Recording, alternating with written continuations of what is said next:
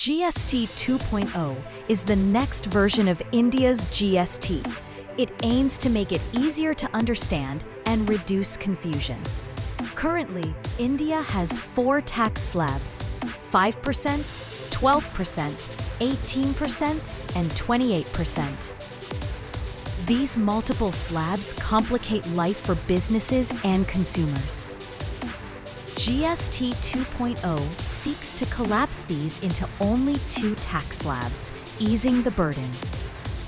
This change is designed to simplify tax calculations and filing processes.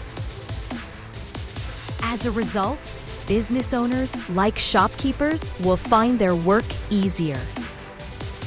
In conclusion, GST 2.0 aims to enhance the tax experience for everyone in India.